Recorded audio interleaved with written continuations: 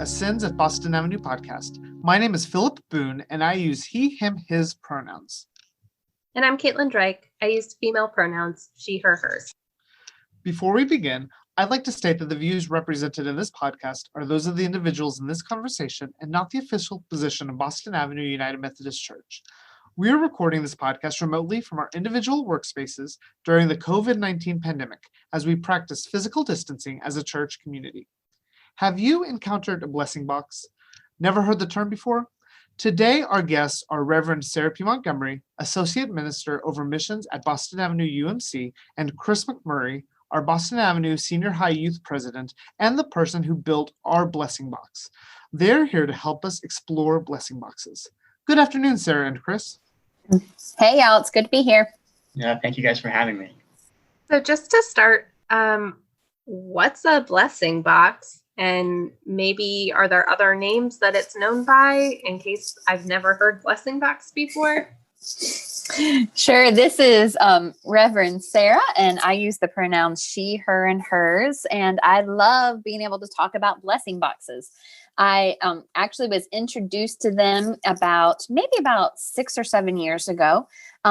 And they are boxes that are found outside in the community where people can leave a gift and somebody else can pick up a gift. And so it's a place to be able to literally bless your neighbors. And so you might kind of also, a lot of people might call them little free pantries. There's a whole Instagram kind of feed about the little free pantry movement. There are also the little free libraries. So sometimes blessing boxes and the free libraries kind of collaborate together. But it's just a wonderful way to be able to have a space where, folks don't have to ask, they don't have to meet anybody, they don't have to go inside anywhere to be able to receive a gift if they need need some water, that hopefully there will be a blessing box that will have a water nearby. And so it's just literally a way to be able to bless and love your neighbors. Chris, what inspired you to do this project? Well, this is Chris, by the way. My pronouns are he, him, his. So I was actually really lucky to have a lot of opportunities for what I wanted to do for my Eagle Scout project. I don't know if I said that, but this was my Eagle Scout project. And so I've been a Boy Scout my entire life. And so when you're young, looking forward to Eagle Scout project and just becoming an Eagle Scout is something you're always thinking about. And so I had always thought that I would do something with Boston Avenue as my Eagle Scout project. And I was really lucky to have a lot of different opportunities of things that I could have done. And really, this was like midsummer of 2020 that my grandma texted me and said, Sara P. Montgomery has a Eagle Scout project idea for you. And I was like, okay, well, I'll see what it is. So I texted Sara a few weeks later, and she told me about the idea of a blessing box. And my decision really came down to either doing this blessing box or building a bridge at Nathy Ranch for Eva Marie. And I told Eva Marie that I would still like to build a bridge for her, but for the sake of time, I didn't think I'd be able to finish that before my 18th birthday. So I ended up building a blessing box, and I really enjoyed it. So I wouldn't say that anything necessarily inspired me, but something that really motivated me along the way was over this past year, my school has done this activity called Comets. Well, we have this club called Comets in Action, and it's basically where every single Wednesday night we go, or Wednesday afternoon after school, we'll go downtown and we'll feed the homeless population down by the Salvation Army. And the entire time that I was working on this blessing box, I'd been thinking about those people that I saw every single Wednesday. And I thought that it was pretty cool just to know that this will be a way to help those people that I go out there and help every single week. So that was definitely something that inspired me and motivated me throughout the course of the project.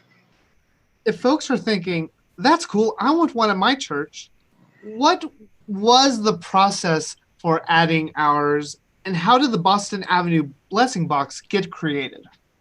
So Sara sent me a lot of ideas for blessing boxes. And at first the idea looked pretty simple. I was like, all right, it just looks like a cabinet on a post or a box with a swinging door on a post. And after some further research, it was not that simple. Sarah actually mentioned the Little Free Pantry movement. This is like a whole big thing. There's like a website, and that's actually where I got the plans, the layouts for my pantry. That was exactly where I started. I was in class one day and just typed in Little Free Pantry box plans, like a layout, and there was an entire blueprint. And so that was where I got, basically that was like step one of the project, besides like all the Eagle stuff that I had to do, like getting it approved and all that. But so definitely finding all that was the number one process. But there was a lot of levels to it. I had to go to Home Depot and buy a bunch of materials, probably made a total of like 11 plus trips to Home Depot over the course of this project. But yeah, I mean, there was just a lot of steps. I had to assemble it. And it was definitely even tougher with COVID going on.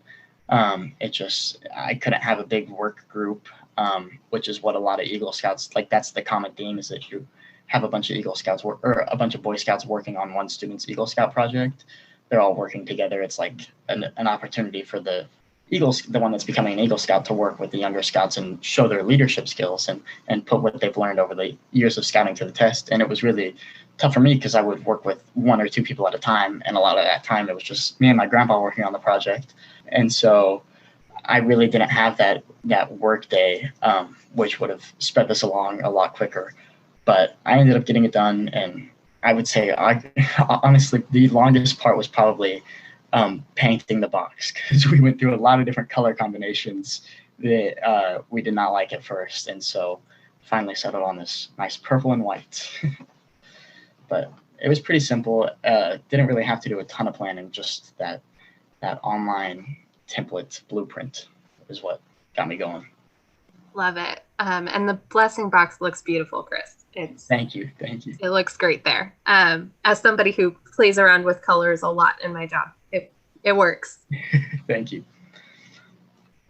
Okay, so Sarah, from like a missions perspective, I know that, my husband and I were having a conversation just the other night, just realizing that we feel really fortunate where we're at, that we're able to both be employed and to work from home during this pandemic, and to be in a position of relative safety and comfort. And so, we are feeling a little bit helpless in the face of some of the broader suffering that people are experiencing right now. And so we kind of talked about, what we can do, what we are able to do. We obviously can't fix everything. We can't eliminate the virus. There are a lot of places that we can't do things, but what we can do is, increase our donations to things like local food banks or programs that are helping people. And so I think about somebody who's maybe listening to this conversation and thinking that they want to help people by putting items in a blessing box, that they want to participate in that kind of movement of blessing others. So what are items that maybe they should consider adding to their shopping list? Things that would make good blessing box contributions. That's a great question. And it's a wonderful way to be able, in particular to think about how you can have this as a family activity as well. So for many folks, as you're kind of going through the grocery store, or as I'm doing nowadays, doing it online and kind of doing that shopping online, I think through what are the things that I like to eat. And so, I love Honey Nut Cheerios, and our kids absolutely adore Honey Nut Cheerios. So that's a great thing to put in a blessing box. We want to make sure that we are giving to folks, not what's left over. So we don't want to use the blessing box as a way to clean out our pantry and get the things that, we bought on a whim and then we're never going to use. And so, hey, we could just put this in the blessing box and donate it.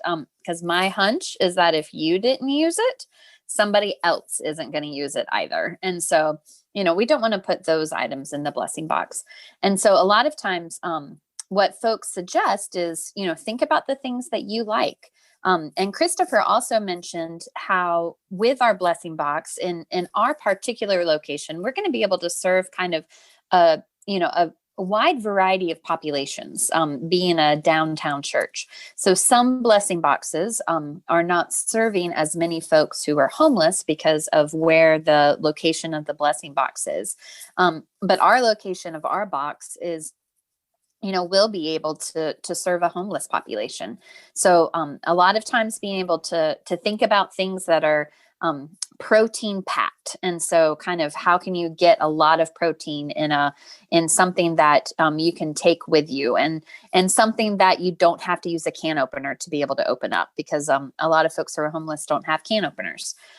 We also, Christopher and I kind of talked through how we wanted to make sure that our blessing box wasn't just for food, but could also be for other necessary items that folks might need, like hats for the winter, or scarves, or gloves, hand warmers. It's, we're about to get into January where it gets mighty cold, and well, you never know if it's going to get cold or not, but it usually gets cold at some point. So having hand warmers in there, Reverend Amy, she went to the store and got some items for babies, and all of that went away as well. And then there's also a pretty, large population of folks who are homeless that also have pets.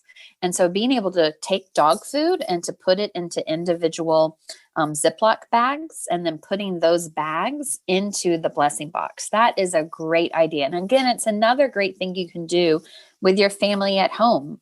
So if it is harder for you right now to be able to go out and volunteer at places because of COVID, you can go and put in your grocery order a big 30-pound bag of dog food, or maybe even smaller, and then get a bunch of, little Ziploc baggies and then divide that up. Bottled water. So just kind of thinking about things, of what would somebody need that doesn't have, all of those resources at their fingertips. And so kind of what would be something that if you were outside, what would be something that you would need to be able to continue to have life, and to have life abundant. And so, water, protein, something to keep you warm. And then also something that's great is the little Kleenex travel size packets, because folks can use that for blowing their nose or for toilet paper. And so it's a great kind of dual piece within that as well. So, we always just encourage people to think about what it is that you would like to gift to others, that are things that you want to have. So we don't want to have anything that is expired. We don't want to have things that you also wouldn't want to eat. And so that way they can be a gift and a blessing to other people. If someone is wanting to put items in a blessing box, where would they find ours? Or if they don't live next to Boston Avenue or near Boston Avenue, where would they find a blessing box near them? Or how would they be able to go about that? So the Boston Avenue blessing box is on 12th Street in between Cincinnati and Boston, at the back of the Boston Avenue Park. And it's next to a power line and in between a bush, in front of the sidewalk, in between the street. And I know that so precisely because whenever I was working on the project, I had to call the Okie Dig Company to make sure that there were no power lines underneath where I dig. And my first initial digging spot did have power lines, but we have gotten that out of the way. But I would say that there's probably somewhere online that you can find blessing boxes in your area. And really, ever since I put one in, this is kind of like that. As soon as you buy a red car, you notice more red cars. But as soon as I put in my blessing box, I noticed more blessing boxes around town. It's actually the second one that I've seen downtown. But there's one actually like in my neighborhood, just down the street from me. And they're just all over the place. You just kind of got to keep your eyes peeled for them. But I'm sure that there's somewhere online that if you looked it up, you could probably find one. And wouldn't have trouble locating one. That little free pantry movement definitely has some locations. I don't know about if they have them in Tulsa, but they're definitely all over the place, and it shouldn't be too hard to find if you go searching for it. As you were actually talking about that, I looked it up, and if you go to oklahomablessingboxes.org, you can find all kinds of locations in Oklahoma. Cool. So that is the website to go to. So, Sarah, we're kind of in the early stages of having this blessing box. It's been up for maybe under a month or so. In terms of being active and something that people are really utilizing. And so we wanted some ways of introducing it to the congregation and the community, and kind of brainstormed up together this 12 Days of Kindness project. Could you tell us generally what is the 12 Days of Kindness with Boston Avenue? Yes, I am so excited about this, y'all. So I think if you know anything about Boston Avenue, you know Reverend Eva Marie Campbell, who Christopher mentioned earlier, and she is all about the motto of be kind. So she kind of has it everywhere, and she's been really getting that motto and that way of living to integrate into our lives at Boston Avenue. And so when we were sort of dreaming up this idea of how do we continue to encourage folks to use the box, how do we encourage people to fill up the box, how do we teach folks about what to put in a box and what not to put in a box, have an education piece around it. We thought about the fact that we think of Christmas as one day. So most folks think of Christmas as just December 25th. But as a pastor, I am here to tell you that there are 12 actual days of Christmas. And so Christmas is a full season. So the fun things of that then, so whenever some kind of tricks is that you can send Christmas cards during the whole season of Christmas, and it totally counts. You can also give gifts during the whole season of Christmas, and it totally counts as a Christmas gift.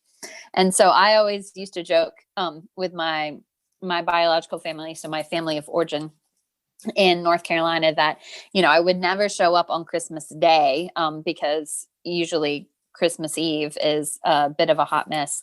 And so, just all the worship services and whatnot. And so I would usually be traveling to my family on Christmas Day or on the 26th and get there a little later on. And so I always just told them I'm here during Christmas season.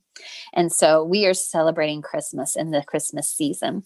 So we wanted to do the same thing during these 12 days of Christmas that follow December 25th. So it starts December 26th and goes until January 6th, which is Epiphany.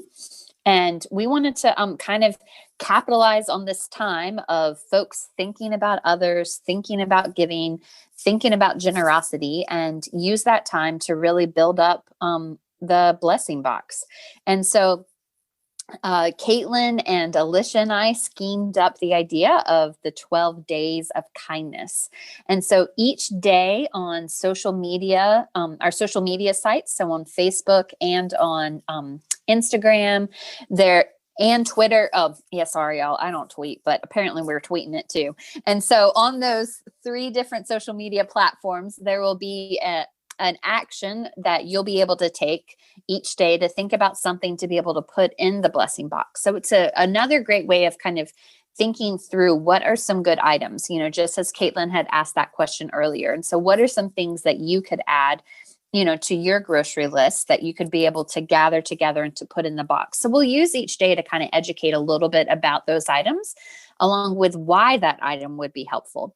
And then at the very end of the Christmas season, so on January 6th, we'll be having a big collection of all of those items. And so that way we'll be able to go ahead and fill up the box, and it'll allow us to be able to have reserves for in case the box, gets used a lot and people come by and pick up a lot of items. And so it'll allow us to have a little bit in reserve. But it's a great way to be able to continue to think about others and to think about how we can, be a part of celebrating Christ as our light, and of celebrating this season of, this season of kindness, and this season of giving, and the season of sharing love with others. And so, we'd love to be able to have you participate in that. This is also something that's great, that if you're not listening from Tulsa, that you can participate in the 12 days of kindness wherever you are as well. And so nobody has to be able to be here in Tulsa to be able to be a part of that.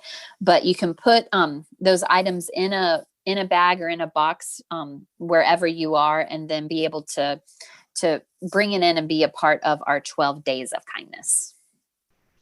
So that's actually kind of funny. I really liked this idea whenever Alicia told me that you guys came up with the idea for the 12 days of kindness. So one thing that I had been asked throughout the second that I told my troop about this idea of this project was, how are you going to stock this pantry?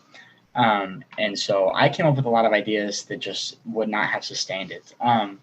And the first was, I thought, well, maybe we could assign a different Sunday school class to look after it every single month, or maybe a Sunday school class to look after it for a year, or just ask people to stock it, like in the like we could have David make an announcement in the service, asking people to stock it. But I just think this idea is perfect. So I really like the way that this will be able to keep it stocked, but not long term. We'll still expect people to bring stuff to the pantry throughout the course of the year, and this is really just kind of a kickoff event that will get the box going and up and rolling. Absolutely, Christopher. And I think it's a great way to, we're probably going to do something like this periodically throughout the year. So we do want to encourage folks. I've already gotten calls with, well, do I have to wait to stock the box until the 12 days of kindness? And I'm like, no, absolutely not. Stock away. So you don't have to wait until January 6th to be able to bring in all your items. But you can be able to use this as an educational tool. And as Christopher said, it's a great tool for us to be able to have things available in case this gets used so much that we need to keep on restocking it. So we do hope that you'll participate in the 12 days of kindness, but also in just stopping by every so often. And as Caitlin said, maybe once a month, having the blessing box be a part of your grocery list, and be able to put a couple of extra items once a month on your grocery list and then bring it by the box. You don't have to coordinate that ever with Christopher or myself. So this is one of the beauties of the blessing box, is that it is outside. And so you are the missionary and you get to stock it on your time and whenever that works for you. So maybe you also want to do a big drive at your school and be able to be a part of stocking blessing boxes all over Tulsa and reminding folks about those. Or maybe you want to be a part of this at your work and be able to get people to collect items together and be a part of helping to stock it. And so, there's endless ideas that can come from being able to make sure that it stays full and is a way to really continue to bless others throughout the whole year. You touched on this a little bit, but would you be able to mention again, give us the details for folks participating in the 12 Days of Kindness on how to drop off their items, just the details that go into that? Yes, the fancy details without all of my prolific talk around it. So the specific details that y'all need is January 6th. So collect your items throughout the season of Christmas. So that would start December 26th. And then on January 6th, from 4 to 6 p.m. I'll be outside. I think Alicia's going to be outside with me, probably Caitlin too. Maybe we'll wrangle Philip into it. Who knows? And so we'll have a big group of us socially distant with our masks on. We'll be outside at the blessing box. Christopher already told you that it's on 12th Street in between Boston and Cincinnati. And we'll be there. We'll use your items to be able to go ahead and stock up the box. And then we'll have some wagons to be able to fill up with whatever remains from what people donate. And that way we'll be able to wagon those inside the church and have those to be able to store, and then we'll be able to take them back outside. So that's 4 to 6 p.m. on Wednesday, January 6th. It's the day that we celebrate Epiphany and that we celebrate the Magi coming with gifts. So I encourage you to bring gifts to the blessing box on that day and act like a cool Magi. And if you have an extra piece of chocolate for me, then that's great. So you can bless your pastor, Sara, as well. Okay. As kind of a final note, I think we really hope that people come and do the 12 Days of Kindness and that folks stock up the blessing box. And so hopefully this is one of those projects that keeps on giving to our church and to our community at large. But for you personally, Chris, was there anything that you learned in the process of this project, or a takeaway that you have that's going to stick with you? So this is something that I've thought about a lot ever since the church shut down, and has really just become more and more evident to me over the time of me working on my project and the people that have reached out to me since then. So this is something that you'll hear every once in a while that they'll talk about on Sundays in the service. And basically, the church is still the church whenever we're not in the building. The church is the people that are inside of it, and it's simply that. And I think that this project is currently already showing that is true, but is going to throughout the course of the rest of the year and however long we are in this pandemic. Basically, this has been able to. I've realized this for a lot of reasons. A lot of people have reached out to me. I received a letter in the mail talking about my blessing box. I don't get letters in the mail ever, so that was really cool. But then a lot of people have texted me, emailed me, just reached out to me saying that they appreciated it, saying that they thought it was cool, which is just awesome that these people are noticing it. And I was really worried that this wouldn't get any ground and this would just be an empty box sitting on a street collecting dust and cobwebs. But I am very optimistic now that is not at all going to be the case. It's actually, from what I've heard, it is full right now, which is awesome that it's staying stocked even when it's snowing outside. I mean, it's not snowing right now, but it just was. So I just think that that's pretty cool, that even with the church shut down and very few in-person events, we're still able to have this going on. So it really just is a kind of a testament to the fact that the church is not just the building, it's the people that are inside of it. And that really makes me happy to see that even though we can't meet in person, we can still be the church together. Excellent. Thank you, Sarah and Chris, so much for joining us today. Thank you guys for having us. This has been the Ascends at Boston Avenue podcast. Our producer is Alicia Urban. Our theme music was composed and performed by Wyatt Smith. Boston Avenue United Methodist Church is a progressive historic church located in downtown Tulsa, Oklahoma. Please visit our social media platforms for more information on what's going on at Boston Avenue UMC. We can be found on Facebook, Instagram, Twitter, and YouTube. We'll talk to you next time. Thank you.